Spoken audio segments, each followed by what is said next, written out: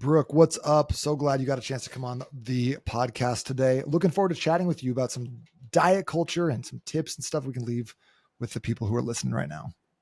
Absolutely. I'm excited to be here and just give a little bit of information, a little bit of history, background of kind of how I got to where I am, wanting to help people in, just diet culture and, negative mindset around just food and fat loss and all the things. Okay, cool. So give me a little bit of background. Like you mentioned that you kind of grew up with an unhealthy upbringing, and I thought something you said was really interesting. You said you were bound to be overweight for life. Like what was that like? And what was like? How did that start?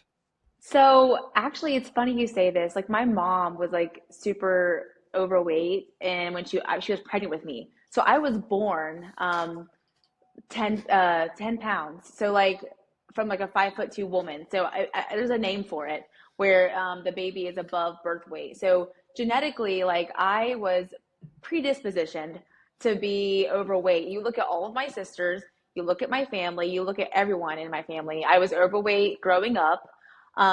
It's so funny because people always assume that I was an athlete in school. Like, what sport did you play? You were probably a really good athlete. And I'm just like, actually, no. Like, that's what my biggest flex is, the fact that I was the fat cheerleader growing up and I had no knowledge on nutrition or what it's like to be healthy. I was literally predispositioned to be overweight my whole entire life.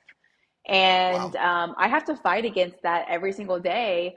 I have to fight that battle every day just to be a healthy weight. And I like that you're a coach. I mean, you coach mostly moms right now, yeah. Yeah, mostly So moms, some middle-aged women that are just kind of going in that menopause era. okay, era. okay, but like I think that like what you said is true. I think a lot of trainers and coaches were athletes and played sports and like had a degree in exercise science and kind of just that's been their whole life growing up through childhood. They've never really struggled with being overweight or feeling those feelings of like, I mean, everyone feels like inferior in some capacity, but like specifically due to like being heavy. Can you just share a little bit of like what your experience was with that and how that is translated from like where you were to how you look at fitness now, maybe? Yeah, so like when you're growing up and you're, living in a household, you don't get to pick what goes into your fridge. You don't get to pick what goes into your cabinet. Your parents are buying the food. So you just eat the food, right? So that was kind of me And you growing don't up. know really any different either. It's like this is what we eat. That's I think that's all I know. I think I had a steak when I was like 18, my first steak. And that was when I went Wow. on vacation with my boyfriend's family. My first vacation also. So I was very sheltered. But yeah, you really don't know. And it wasn't until college. I was in college and I remember having going to a health fair and it also included like blood work with it. And I had super high cholesterol at 21 years old. And I was like, okay, this is weird. Like, this is not right. Why do I have cholesterol of like a 50-year-old dude or, overweight guy when I'm 21 years old and I'm in college? I should be healthy, right? So that's when I got really interested and I got really intrigued. I found myself on bodybuilding.com. I was looking up all these like challenges and things. And I was like, I'm joining a gym. Like, I've got to do something. So I ended up doing a few of those programs, but it also turned into a very toxic relationship with the gym. So here I am eating like 1,200 calories a day and going to the So gym like, cause like when you twice. go on bodybuilding.com, that's like the advice you're seeing is like 1,200 calories a day, bodybuilder diet, 6 times per day, chicken, Hmm. white rice and Yes. broccoli. And so you went from like not even having had a steak before to this like very limited, very like strict bodybuilding style diet. Yes. There was one Was it, year I wouldn't eat a chocolate chip. I went a whole year and did not touch sugar. wow. Was there like a time, between 18 and 21, or maybe this health fair was kind of the like initiator, the catalyst, where you were like, I know I need to make a change. I'm not totally sure what that looks like. Isn't that then you started reaching out and like looking at bodybuilding, or was it constantly like Let something me that go plays in the back back of your mind? because Yeah. actually, let me go back because actually, as soon as I graduated, I was a senior. I got on Adipex. I don't know if you've heard of Adipex, but it's like What's that? it's a weight loss drug. So it's called Okay. phentermine, and you can go get this drug. I cannot believe they give Oh, I They know what gave it phentermine is. to, Yeah. yeah, that's 18 years old. Okay. So I did lose like 30 pounds on that. And then I had heart palpitations and all these negative side Jeez. effects. And then I gained like 15 pounds back. And that's when I joined the gym and was like, I cannot rely on quick fixes. I cannot rely on quick fixes. I have to dig a little deeper to figure out how I can be healthy genetically. Did you feel like in high school though that you were like, did you feel ostracized or just kind of like on the I was just like outside of the cool spectrum because of your weight or anything like that, or was that not even didn't even cross your mind? I mean, I was always just bigger. I always felt like I was bigger. My family referred to me as bigger, like, the terms they use with us growing up. I mean, my mom was constantly dieting. She was constantly like trying to lose weight. So I grew up around that. And as a girl, that's really hard to, experience because you constantly think that you need to be smaller. You need to be smaller. So And looking back, diet culture yeah. was super prevalent in your Oh house, my and like gosh. you grew up with those words and phrases and like this kind of identity where you're supposed to be like this, but you're actually like this, and you don't know what the difference is. Right. And how do I fix it? Or why am I like this? And, I just like, even when I did want to play sports, I didn't play many sports. I always say I was the fat cheerleader. That was what I did. But I did do a little bit of track and I automatically thought, no, you can't run. You have to do shot put or something like that because your body type or the way you look, you can't do the running. Like, don't even think that. That's what I would tell myself in my head because I was larger. And now looking at me now, I do run. And it's so funny because I run like quite often. Right now I'm in a bulking phase and I'm not really running as much, but I do run. I like it and I enjoy it. But back then I was telling myself that I couldn't do it because of my upbringing and how I was, how I looked. Wow. Okay. And so you went on the phentermine in like after high school, Oh yeah, and I got lost some skinny weight. my senior year. How did you Well, feel about after that? that. Like what was the change there that you experienced, just like losing 30 pounds and actually seeing success, even if it was using a weight loss drug? It was super, super motivating. Like just seeing that I could look different. I got my hair cut, colored it. Like I was a whole different person. And it was really, really motivating and encouraging. But the side effects and everything that I got from that was not good. I would eat Sure. and then throw up. I wasn't feeling right. There's no way I would have worked out on that drug. I didn't Okay. find the gym yet, but I would not have worked out on that. I was depressed. Not, but I looked good and I felt good. Like, I mean, the way I looked made me feel Hmm. good. But that's about it. And Gotcha. that And was very short term because, like I said, I was having heart palpitations. I could tell it wasn't healthy. so were you chasing that high then afterwards? Were you like, okay, I did it once. Like what do I got to do this in a way that is actually healthy for me and allows me a Yeah, better quality of life? I realized it wasn't sticking, and I also was getting interested in muscle, and I wanted Okay. to I wanted to look a certain way as well. Why were you interested in muscle? Because I feel like I started working in a gym in about 2008, and 100% of women I would talk to would always say, I don't want to get too big, right? Now we're in a phase where like I see more women than men in the squat rack at the gym. It's amazing. But Yeah. what made you interested in muscle? What was the catalyst there? So I just knew I needed more. I wanted more and I wanted this look and I battled for a couple years thinking that cardio was going to get me that look. And like I was saying, I was doing 2 days in the gym. I was Whoa. not lifting heavy enough and then I was going right back and doing cardio for an hour. But I was a cheat. I was trying to look like Jamie Eason from bodybuilding.com. Like she was my biggest inspiration at first and I was trying to look like her. And now that I know what I know now, there's a lot more that goes into looking that way. And it's so important. It's not just about the look anymore for me.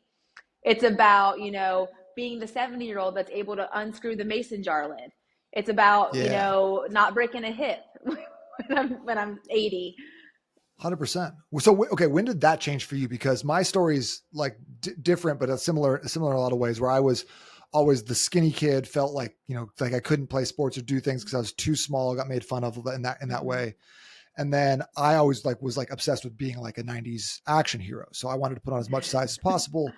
And so I feel like it was like a lot of kind of similar to your story. We were running away from fear in the early days.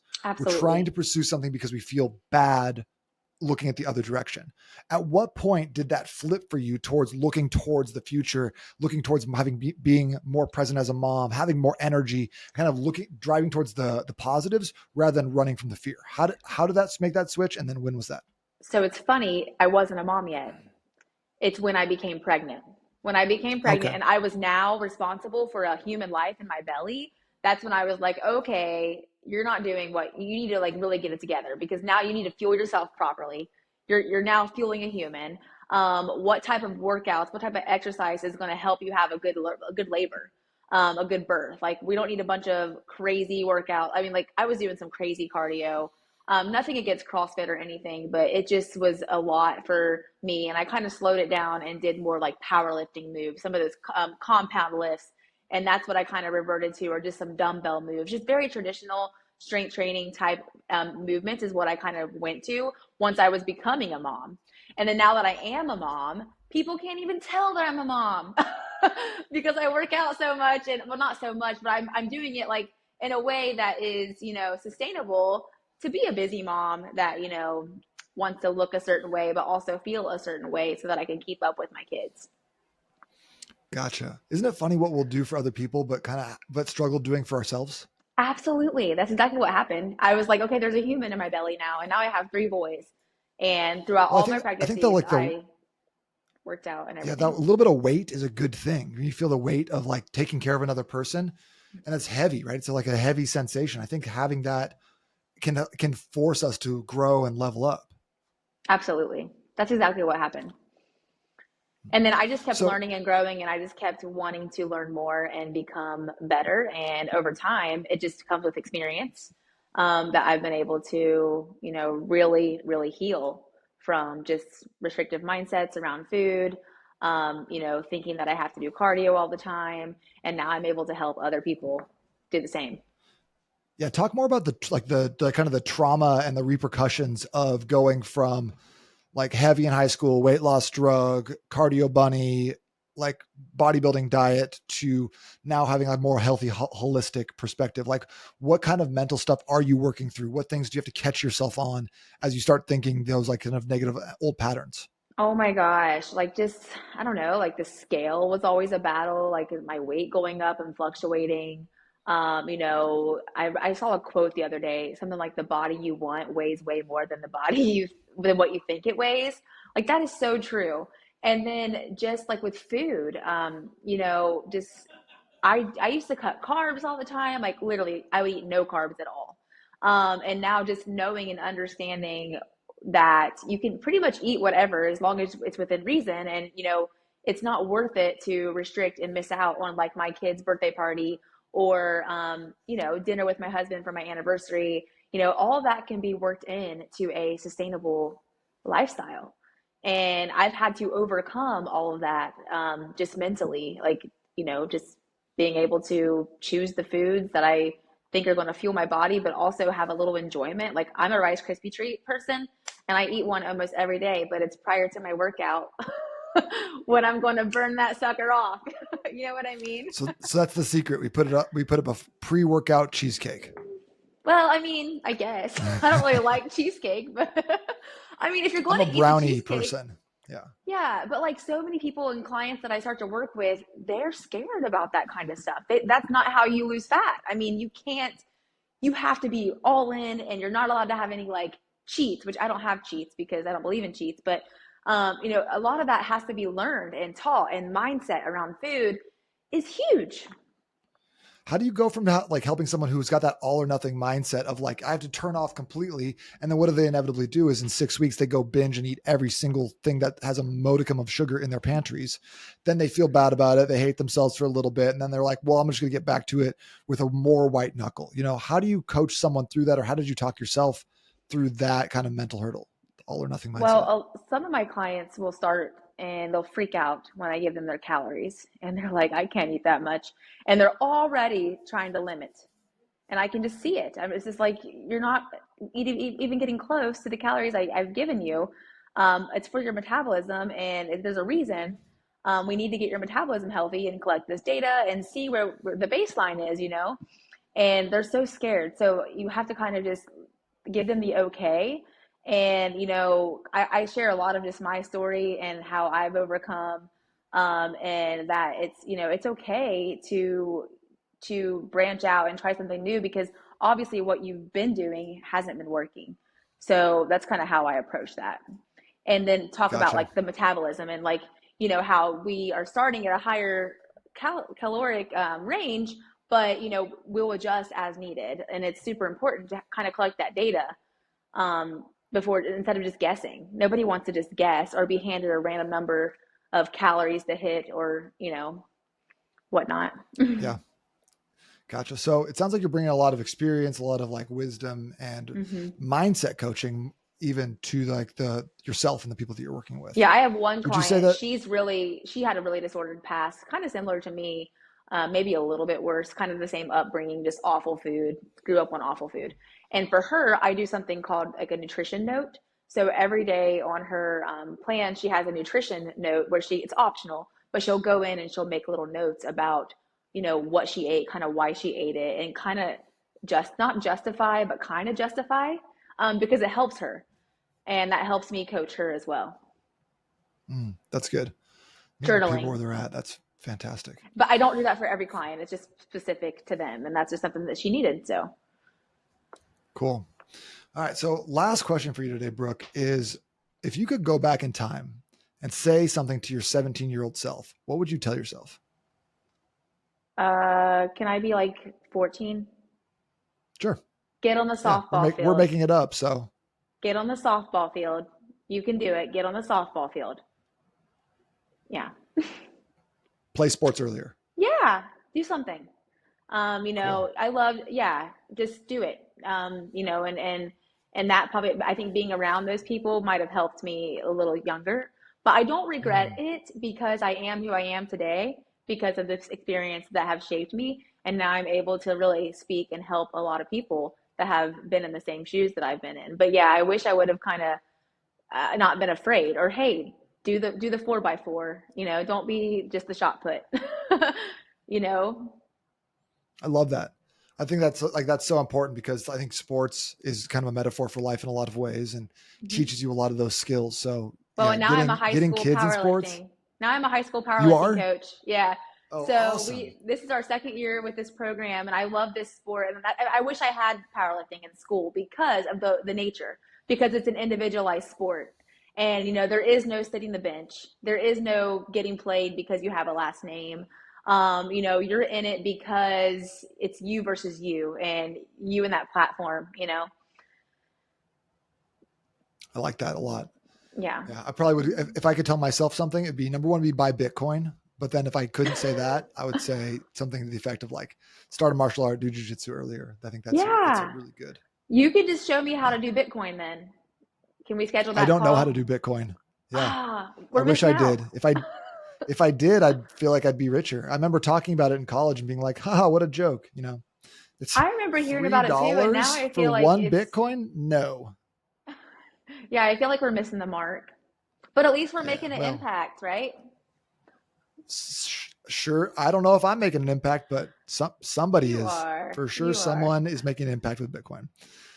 Brooke, tell people where they can find out a little bit more about you or follow along with your journey. So I have a website you can always check out. It is hyperhabitsfit.com. My business is called Hyperhabits Wellness. I also have an Instagram page. I have my business Instagram page, but also my personal. It's Brookie Cookie underscore lifts. And I share a lot of just stories and posts, relatable posts, and just things like that on there. I don't hold back. I don't sugarcoat things. I just want to help people. So it's no BS, that's for sure. And I have a free Facebook group that women are able to join. We do workouts on Zoom in the morning. I screen share workouts, and we lift our dumbbells right here at home. No excuses. So that's free. Love that. That's fantastic. Well, I'll put links to both of those in the show notes here as well. Yeah. Thank you. Awesome. Brooke, thank you so much for joining us today. That was a lot of fun. Absolutely. I enjoyed talking to you. Cool. We'll talk to you soon. All right. See ya.